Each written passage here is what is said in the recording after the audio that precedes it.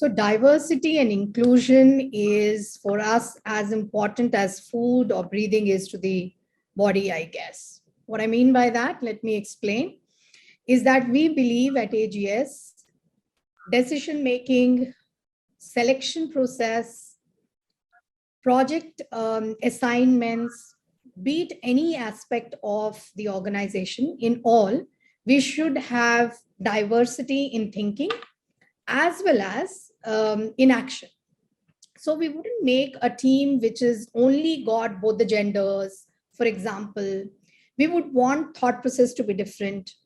Luckily, we are by design in more than one region. So there is diversity from that angle, obviously, that comes up. And even within India, as you know, we are in three different states. Therefore, diversity of thought process and thinking culture naturally comes in. But to answer your question very simply, for us, it's very important, very significant, because without which we believe that we cannot create a holistic, successful organization. So diversity and inclusion for us is as important as breathing, or maybe as important as water, or in today's world, as important as a mask.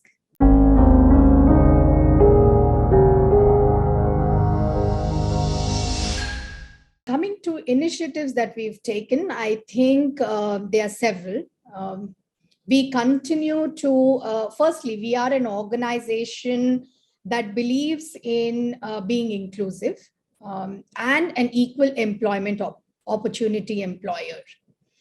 What have we done? We've done multiple things. I think let me start with gender, which is a very critical aspect of diversity and inclusion.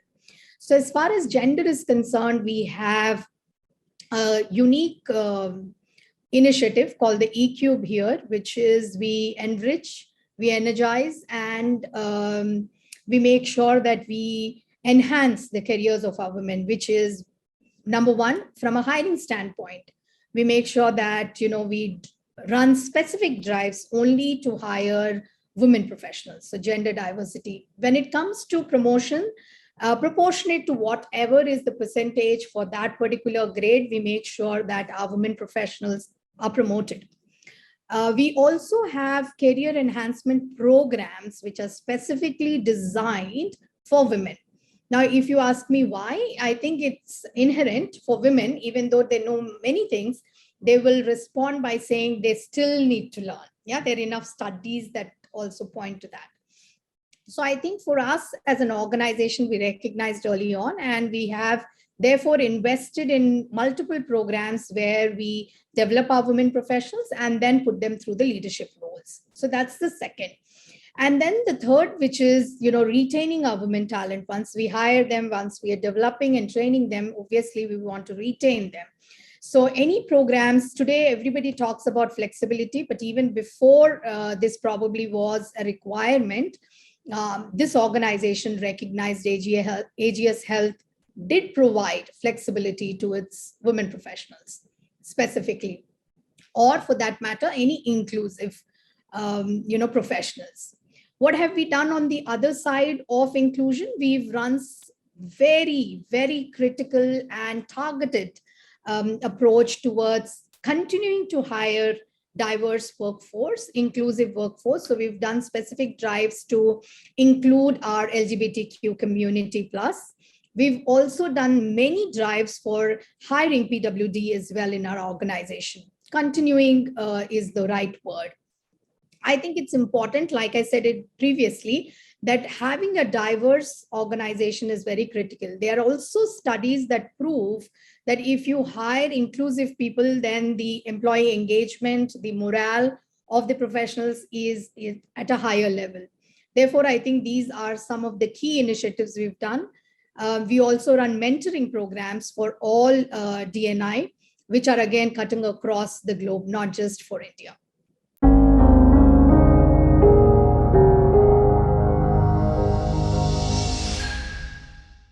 As far as decision making, I think, is concerned in our organization, let's look at it. We have different generations, we have different regions, we have leaders that are from different cultures, we have leaders that make decision making process as such is very different. And most importantly, I think the work styles that we have are very different. Some of us are very, driver in our approach. Some of us are very amiable in our approach. Different styles of decision making and leadership. So naturally, it all impacts in how we make, therefore, a decision. As a culture, our company, as I was mentioning, is very collaborative in its work style, yet very deliberative. So I think it all starts with our leader, Patrice Wolf, who's our CEO, naturally, therefore, facilitates our conversations in that manner.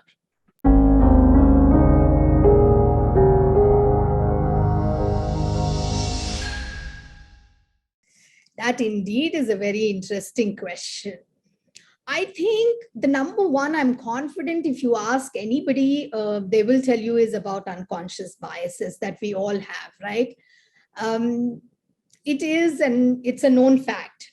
Some of us or many of us like to hire people who are like us, right? So that definitely is a challenge. However, how have we mitigated it is more important. I think we've run exclusive, not just training, but reiterating the training programs of unconscious bias, what to look for when we're making decisions. We've actually looked at our hiring forms, and we've removed questions that may be particularly in any way asking questions which may pertain or limit a section of people. For example, are you open to travel? Well, I don't think we need to ask that question. For the roles that are needed to travel, they will travel. Why ask that question? So we've cleansed the hiring forms itself. We are absolutely open towards, like I mentioned earlier, hiring PWDs, LGBTQs, plus as well as women leaders. The challenges, I think, is to get the right talent, especially in our industry. When I mean our industry is the RCM industry, because of a couple of reasons. One, I think we, operate and work in shifts. So they are night shifts. And as you very well know, from a culture standpoint in India, typically for women to work in the later shifts, in the initial part of their career, it's all right. But I think in the later part of their career, once they have a family, children, etc., kind of gets challenging. So probably those is what I would describe as challenges that we face. Are they something that we can address? The answer to that is a yes, but it is a one step at a time. We've been very successful. In fact, we have 39% of our leaders are women leaders. So team leader, manager, and above are women, which is very good in our industry again. We do make sure that we provide career opportunities, as I had mentioned earlier. And we are proactive in culture, which basically means before an employee can have a problem or a challenge, we sort of anticipate, because we do many connects from our TE team, from our talent engagement team. So we are able to address before a concern becomes a problem or before it becomes an issue. So I think this is how I would describe it.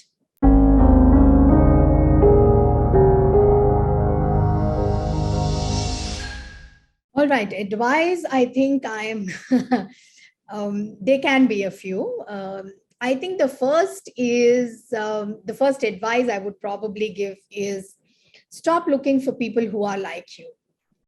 Start looking for people who are different from you.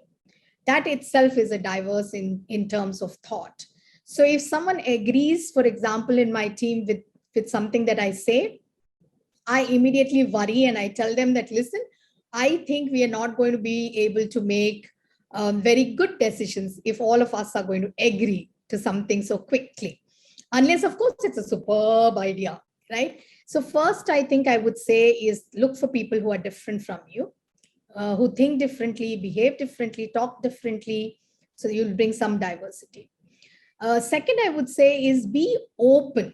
Be open to the idea of hiring people from or employees from different communities, whether it is LGBTQ plus community, whether it is PWD, whether it is regional. If you're present only in one region, probably go to another region. So be open is the second advice I would give. The third I would say is create an environment. I think that is very critical. Create an environment in your organization where everybody feels safe, and therefore they will be able to, come out and be themselves rather than hide behind. So most of the times we are not able to, as an organization, create that safety. If you create that safety, I think in the culture, in the thought process, in the leaders thinking, then that will be a fantastic way of giving everybody just how they would like to, be themselves. So that, I think, would be the third. Last but not the least, I think I'd like you to think or live one day in a different shoe. What I mean by that is, I recollect one time an initiative we'd done where, we had asked some of our leaders to volunteer, and we simply tied the leaders' hands behind their back. And we said, hey, you operate just with one hand today, and let's see how you can do. It can be very challenging. It can be very different. It can be very surreal. So maybe live one day in the life of kind of, things, so that you can experience how difficult it is, to not be yourself, right? So I think probably be realistic in terms of some initiatives that you can bring to the organization. Probably those would be the advice, but the top is to create environment. Create an environment where all of us feel safe and all of us feel secure to be just ourselves.